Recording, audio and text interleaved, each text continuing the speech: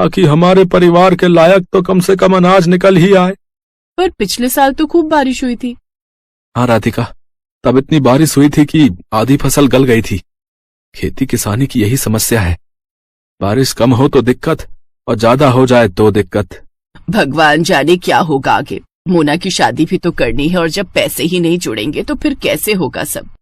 भरोसा रखो गंगा, सब ठीक हो जाएगा।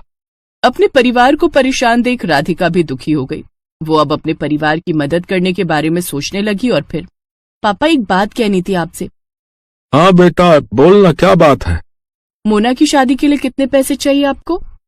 क्यों, ऐसे क्यों पूछ रही है बेटी? बताइए ना पहले। कम से कम 5 लाख तो होने ही चाहिए। 3 के आसपास तो जमा है बैंक में, लेकिन 2 लाख का इंतजाम कैसे होगा पता नहीं।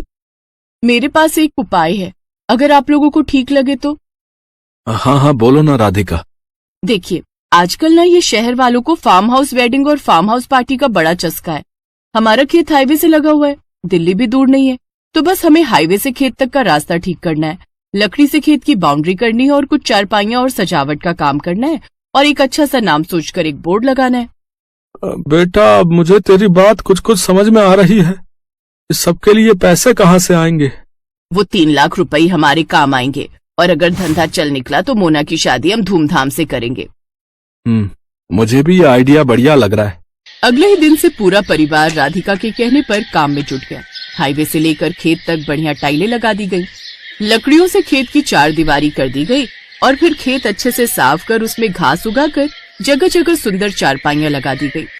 फिर खेत के बीचों बीच एक सुंदर और बड़ी सी खुली झोपड़ी बनाई गई। पूरे परिवार ने जमकर मेहनत की। फिर अगले ही दिन, हेलो, मेरा नाम राहुल है, मैं दिल्ली से आया हूँ। ये रिजॉर्ट पहली बार देखा, क्या परसों शाम के लिए स्पेस अवेलेबल है? हाँ जी बिल्कुल। क्या फंक्शन है? मेरे बेटे का बर्थडे है, केटरिंग मैं खुद देख लूंगा, बस मुझे ये जगह अच्छी लगी। मेरा बजट 20,000 का है, बोलिए आपको चलेगा?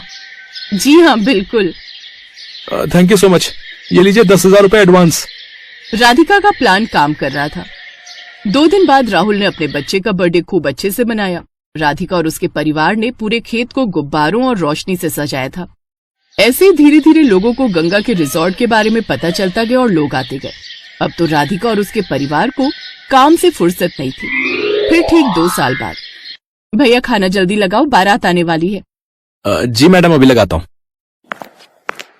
ओहो, मोना तैयार हुई कि नहीं? मोना मोना आ जाओ भाई। देख रही है राधिका अपनी ननद को? हाँ माँ, परी से कम नहीं लग रही है। सब आपकी वजह से है भाभी, मेरी नहीं हमारी वजह से। और सुनो, अपने पहले बच्चे के पहले बर्थडे के लिए अभी से बुकिंग कर लो इस रिजॉर्ट की, क्या पता तब ये स्पेस खाली हो या ना हो।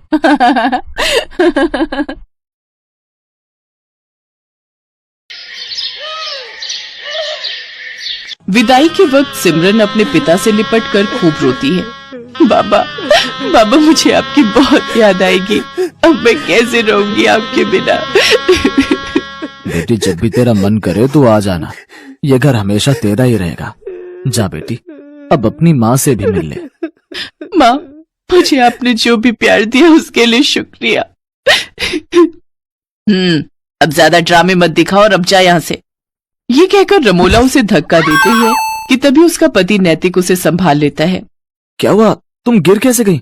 वो लहंगा पैर में अटक गया था, बस इसी वजह से। फिर सिमरन अपने मन में सोचती है, अच्छा हुआ माँ को धक्का देते हुए किसी ने नहीं देखा। मैं हमेशा माँ के प्यार के लिए तरसती रही, लेकिन उन्होंने मुझे कभी प्यार नहीं दिया। फिर सिमरन ब्याह कर घर आ जाती है। उसकी सास ने उसके स्वागत में गुलाब के फूल बिछाए होते हैं। साथ ही वो बड़े प्यार से उनकी आरती उतारती है और गिफ्ट में उसे सोने का हार देती है। ये ले मेरी प्यारी बहू, तेरा सगुन। बहू, अब से ये घर तेरा है और हम सब भी। तुझे कुछ भी चाहिए होगा या किसी काम में मदद चाहिए हो तो हमें कहना। अच्छा, अब तुम दोनों थक गए होंगे, थोड़ी देर आराम कर लो, बाकी की रस्में फिर करेंगे। शुक्रिया माँ जी। सिमरन नैतिक के साथ कमरे में चली जाती है और आराम करती है। फिर दिन के 1 बजे उसकी नींद खुलती है। ओह गॉड, कितनी देर हो गई, मेरी पहली रसोई की रस्म भी अभी बाकी थी। माँ जी तो बहुत गुस्सा करेंगी। सिमरन जल्दी से बाथरूम की तरफ जाती है, लेकिन बाथरूम से नहाकर निकल रहा नैतिक सिमरन से टकरा जाता है और सिमरन फिर गिरने वाली थी कि तभी वो उसे संभाल लेता है।